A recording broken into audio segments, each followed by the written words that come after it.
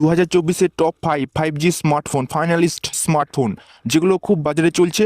তো নাম্বার 5 থেকে একদার থেকে স্টার্ট করব, যেখানে রয়েছে অ্যামোলেড ডিসপ্লে, এর সাথে রয়েছে 6GB plus 128GB, 4GB plus 128GB এবং ক্যামেরা রয়েছে 108MP, যেখানে সমস্ত কিছু রয়েছে এবং চিপসেট খুব দারুণ কোয়ালিটি দিয়েছে। তো নাম্বার 1-এর ফোন সবথেকে গুরুত্বপূর্ণ, সবথেকে ইম্পর্টেন্ট ফোন। চলুন শুরু করা যাক। তো নাম্বার 5, তো এখানে রয়েছে রেডমি 13C স্মার্টফোন। তো যেখানে এর ডিসপ্লে রয়েছে 6.7 ইঞ্চ IPS LCD, যেখানে 90 হার্জ রিফ্রেশ রেট রয়েছে। এখানে রয়েছে 720x1600 পিক্সেল। তো যার সাথে রয়েছে কর্নিং গরিলা গ্লাস। তো রেডমি 13C একটা গুড কোয়ালিটি ফোন, যেখানে 450 নিটস থেকে 600 নিটস এর ব্রাইটনেস রয়েছে। এর সাথে রয়েছে চিপসেট হিসাবে ডায়মেনসিটি 6100 প্লাস চিপসেট, যেখানে অক্টাকোর সিপিইউ থাকছে এবং যেটা গেমিং এর জন্য মাস্ট এবং অন্যান্য কাজের জন্য খুব ভালো কিন্তু রান করবে। তো ডিজাইন কোয়ালিটি খুব ভালো দিয়েছে। এখানে র্যাম রয়েছে 4GB, 6GB সাথে 8GB এবং ইন্টারনাল স্টোরেজ রয়েছে 128GB আর 256GB। তো যেখানে এটা এক্সপেন্ডেবল করা যাবে। এর ক্যামেরা, তো ক্যামেরা রয়েছে 50MP মেন ক্যামেরা সেন্সর, যেখানে 0.08MP অক্সিলারি লেন্স যেখানে রয়েছে। এখানে LED ফ্ল্যাশ, HDR সমস্ত কিছু এখানে রয়েছে। তো ক্যামেরা যা যা দরকার সেগুলো রয়েছে এবং সামনের ক্যামেরা রয়েছে 5MP।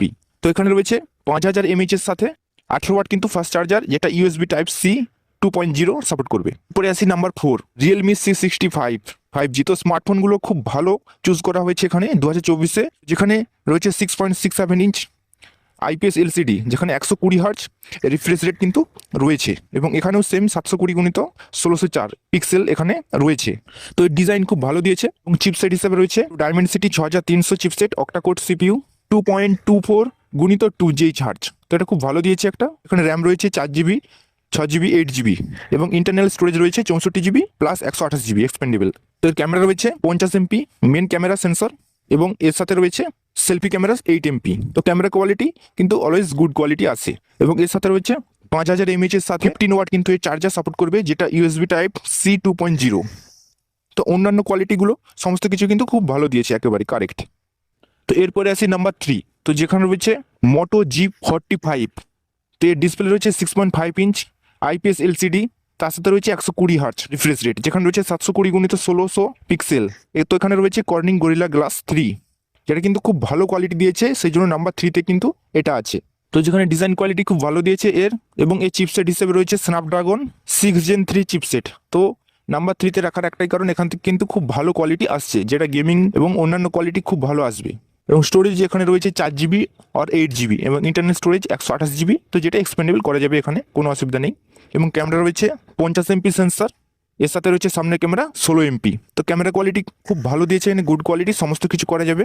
এর সাথে রয়েছে 5000 mAh এর সাথে 18 ওয়াট কিন্তু ফাস্ট চার্জার সাপোর্ট করবে, যেটা USB Type-C।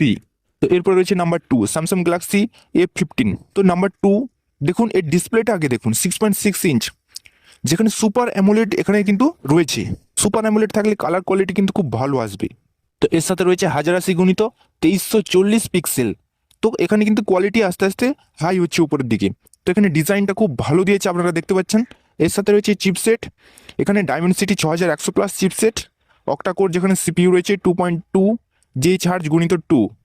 তো খুব ভালো দিয়েছে, যেটা এখানে র্যাম রয়েছে 4GB, 6GB, 8GB। তো ইন্টারনাল স্টোরেজ রয়েছে এখানে 128GB। তো এটাকে এক্সপেন্ডেবল করা যাবে সব ক্ষেত্রেই সমান। তো ক্যামেরা রয়েছে এখানে দেখুন ট্রিপল ক্যামেরা সেটআপ রয়েছে, 50MP তো আছেই, এর সাথে 5MP যুক্ত 2MP। তো যেখানে ক্যামেরা কোয়ালিটি স্যামসাংয়ের এমনি খুব ভালো হয়, সেই জন্য এটিকে নাম্বার 2-এ ইনক্লুড করেছি।